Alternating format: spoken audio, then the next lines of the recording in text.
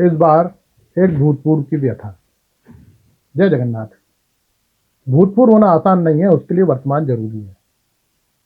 समय चक्र की बात करें तो वर्तमान निरंतर होता है और भूत गुजरा हुआ। जिंदगी भी ऐसी ही होती है। जिनका वर्तमान सार्थक होता है उसे ही भूतपूर्व होने का गौरव प्राप्त होता है। वरना इस देश में करोड़ों लोग ऐसे भी हैं जिनका ना वर्तमान है, ना भूत, ना भविष्य। ये लोग इत्यादि होते हैं। इस देश में यह भी अजीब खेल है कि ये इत्यादि लोग भूतपूर्व का वर्तमान इस उम्मीद से सुधारते हैं कि शायद उनका वर्तमान और भविष्य सुधर जाए, पर ऐसा होता नहीं। भूतपूर्व अपना वर्तमान सुधारने में इतना मशगूल हो जाता है कि जब वह भूतपूर्व होता है तो उसके साथ कोई नहीं होता। कई बार वो डिप्रेशन में चला जाता है।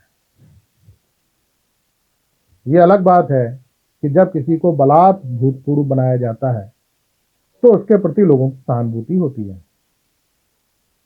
भारतीय राजनीति में तमाम ऐसे लोग हैं जो अपना वर्तमान सुरक्षित रखने के लिए संविधान की मर्यादा तार तार करने में लगे रहे,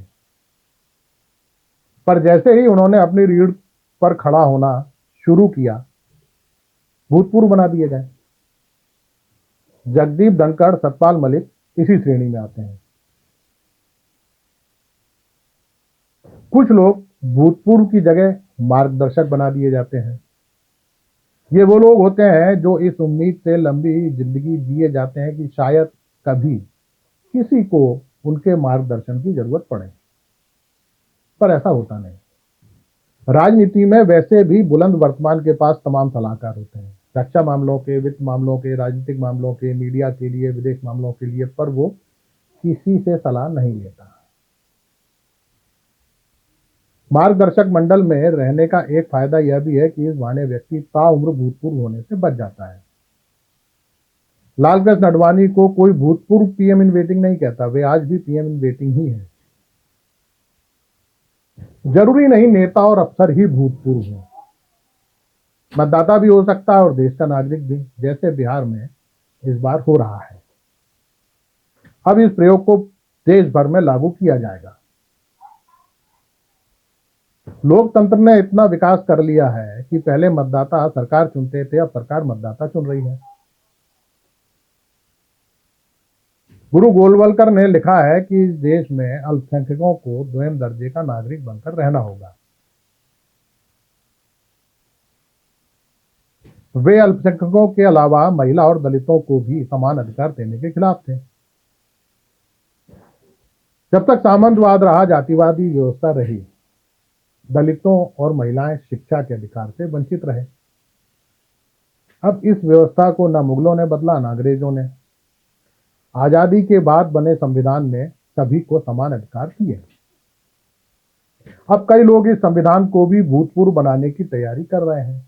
कुछ तो इतने भोले हैं कि उन्हें हिंदू राष्ट्र तो चाहिए, पर बाबा साहब अम्बेडकर के संविधान के साथ।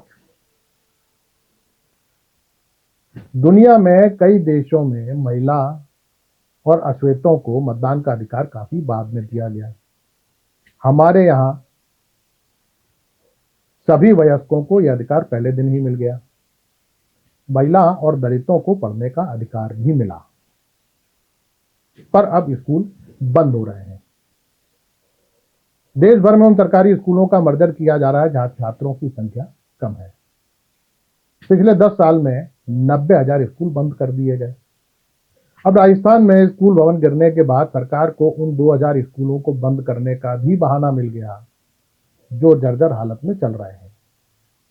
इस तरह न सिर्फ मतदाता को बल्कि छात्रों को भी भूतपूर्व बनाने की तैयारी की जा रही है। लाखों छात्र पहले से ही भूतपूर्व हो चुके हैं। इत्यादि कभी भूतपूर्व नहीं होता क्योंकि उसका कोई वर्तमान नहीं होता। उसे सुनहरे सपने बेचकर ही नेता अपना भविष्य सुनहरा करता है, पर जब नेता भूतपूर्व होता है तो उसकी सेहत पर असर पड़ता है। कई बार नेताओं को जनता भूतपूर्व बनाती है और कई बार हाईकमान।